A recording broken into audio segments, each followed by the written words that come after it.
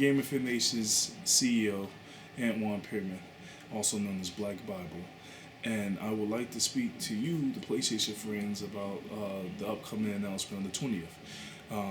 First and foremost, I like to say that since before I started GamerFitNation, I've always been a fan of PlayStation, and I received the invite to attend the New York Prince Conference, or the New York unveiling of what we believe may be the PlayStation 4 announcement. I'm assuming that I'm going to see the PlayStation 4. I'm hoping that I'm going to see the PlayStation 4. But as I was saying before, the PlayStation 4, I've always been a PlayStation fan, and I was even, one of those people who stood in line for the first time ever for 4 days and 3 nights for the launch of PlayStation at the Sony Style Store. And I was one of those, lucky first 400 people who got to get the PlayStation 3. And the free concert and all that crazy stuff. Well, anyway, this is, for me, especially, being in the industry for a while now, one of those moments where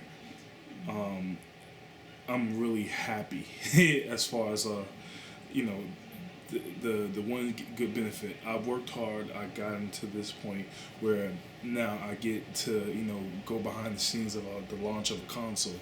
I mean, I've done it with Nintendo, and granted, I'm happy as far as Nintendo, but it's something about the fact that it's PlayStation that makes me feel like this is like one of the highlights of my career.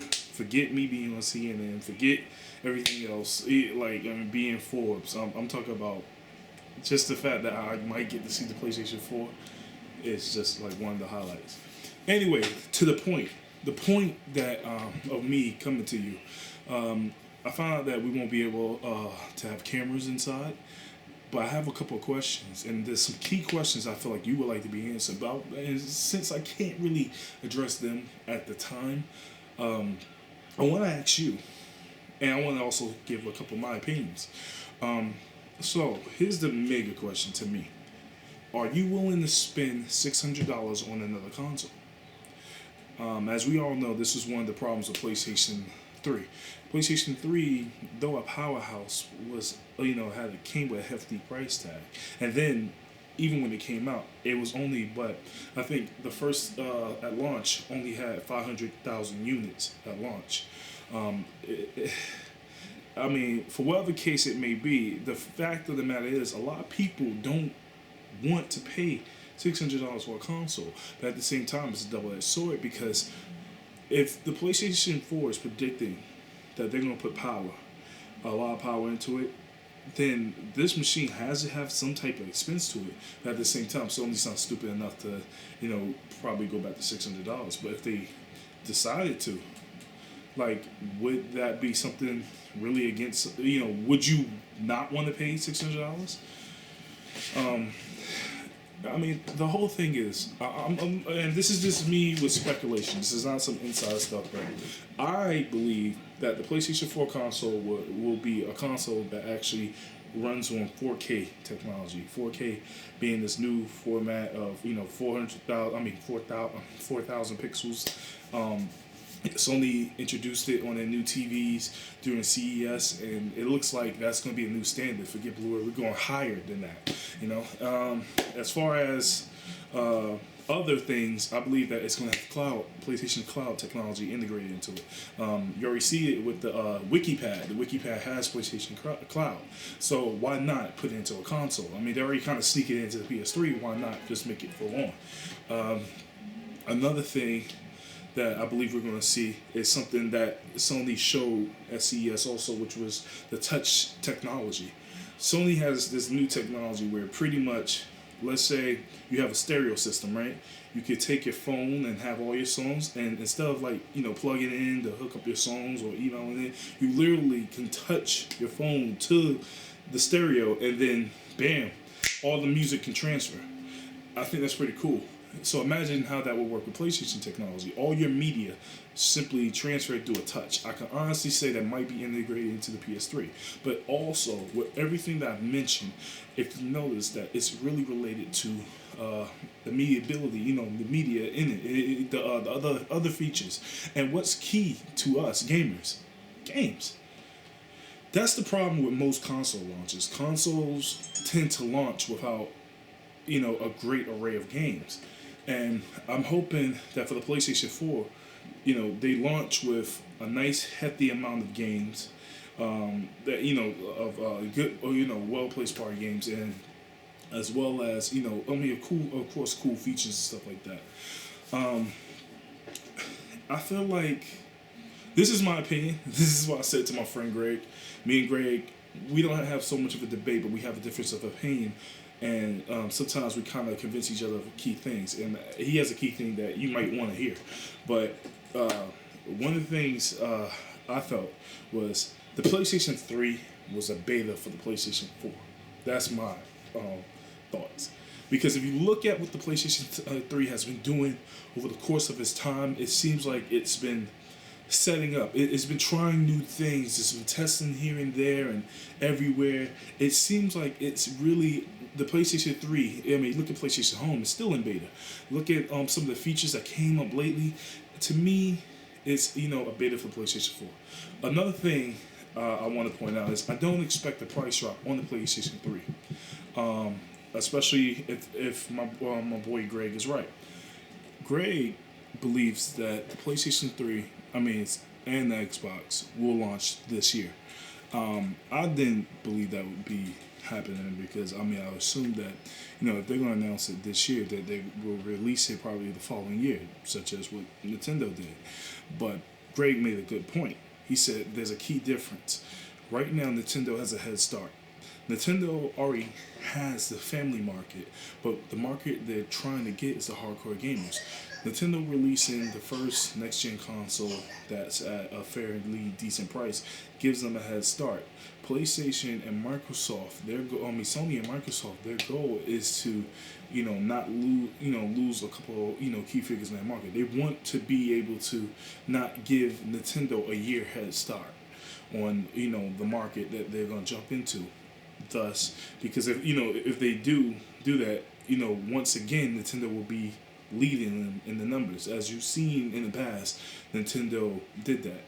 Think about it. They wait 1 year, Nintendo could do a price drop as soon as they launch their consoles. He believes that they're going to have to come out in the fourth quarter of this year to, at least, get with Nintendo and their momentum. Even though Nintendo doesn't have that many games out right now, they still have a good head start and enough time to release games before their consoles drop. Like I said, it's a good theory. I actually asked a couple of developers how they feel about that theory, and they actually believe that's a very good theory as well. Overall, there's so much to be said about PlayStation.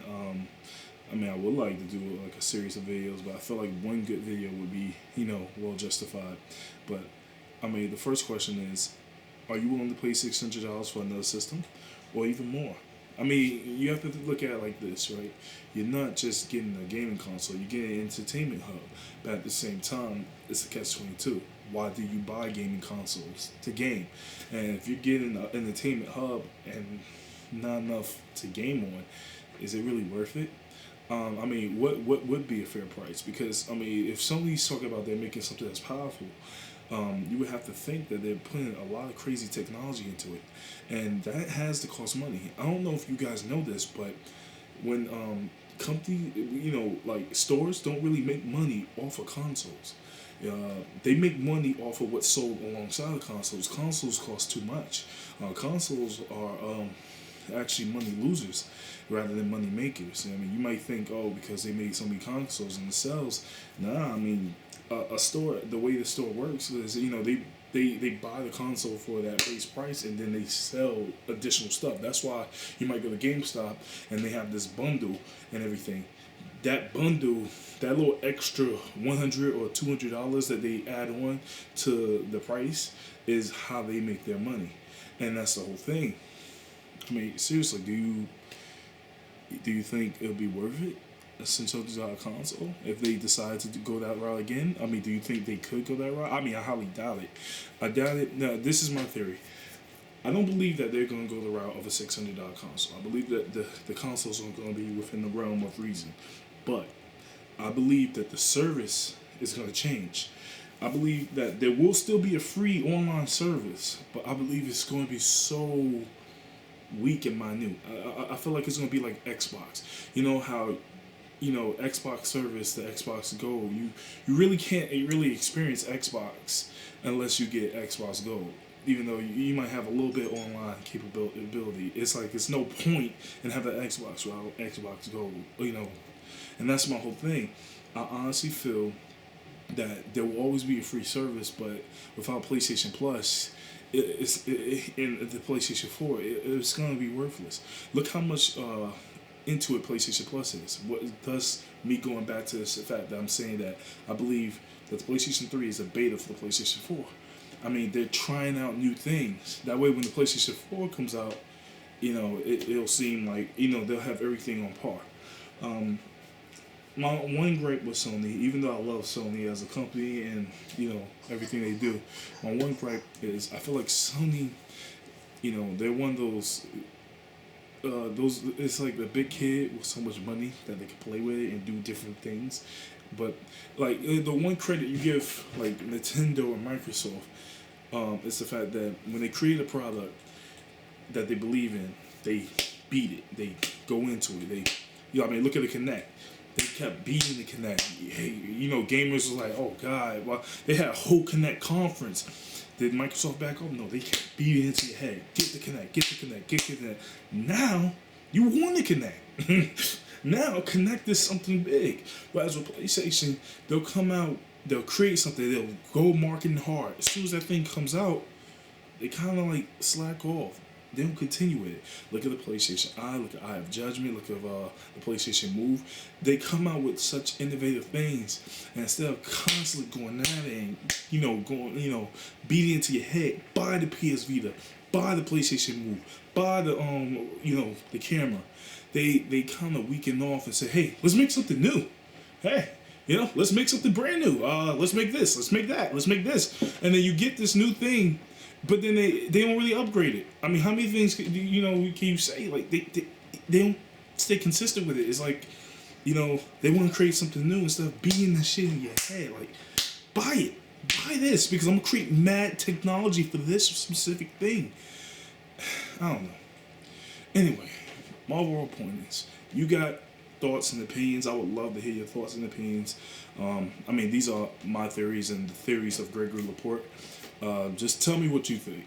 I could be totally wrong in my assumptions and what I believe, but honestly, I think I have some good points. So you tell me. This GamerFitNation is Antwand, Pearman, also known as Black Bible. Peace.